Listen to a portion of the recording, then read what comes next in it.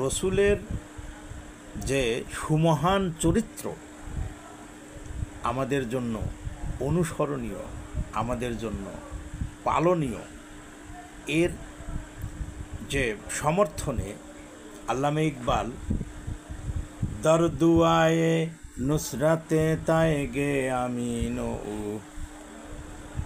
কাতে নসলে সালাতি তায়েগে ও দর জহা আইনে নো আগজ করদ দর জহা আইনে নো আগজ করদ মসনদে আকওয়ামে পেশ দরনরদ। আল্লামা ইকবাল এভাবে বর্ণনা করেছেন,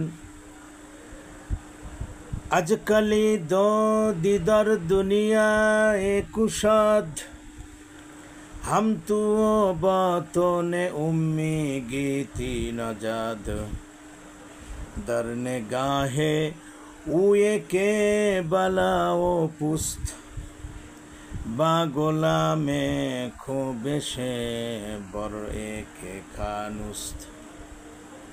অর্থ, আল্লাহর কাছে সাহায্যের হাত বাড়ালে তার তরবারি আমিন বলে।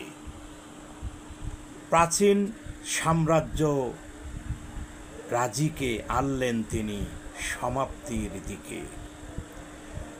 দ্বার উদ্ঘাটন করলেন তিনি নবীন বিশ্বের ধর্মের কুঞ্জিকা দ্বারা। বিশ্বগর্বে কোনো দিন জন্ম নেয়নি তার মতো মহামানব। তার দৃষ্টিতে উচ্চ নিচ্চ ছিল সবই সমান। বসতেন তিনি আহারে তার ভৃত্যের সাথে একই বিছানায়, নেই কোনো ব্যবধান। বন্ধুরা, এখানে আমার প্রিয় রসুলের কথা, বৈশিষ্ট্যের কথা, উসওয়ায়ে হাসানার কথা আল্লামা ইকবাল দ্ব্যর্থহীনভাবে বর্ণনা করেছেন। দরদুয়ায়ে নুসরাতে তায়েগে আমিন উ কাতে নসলে সালাতি তায়েগে উ দর জাহা আইনো আগদ করদ মসনদে আকওয়ামে পেশ দরনরদ। বলেছেন, যদি আমার নবী আল্লাহর দরবারে হাত উত্তোলন করেন তাহলে তার যে খাপ যুক্ত যে তরবারি সেটাই আমিন বলে ওঠে। দ্বার উদ্ঘাটন করলেন তিনি একটা নবীন বিশ্ব উদাহরণ, তিনি সামনে একটা নবীন বিশ্বকে, নবচেতনার একটা বিশ্ব নবীজি সারা পৃথিবীর বুকে উদাহরণ দিলেন।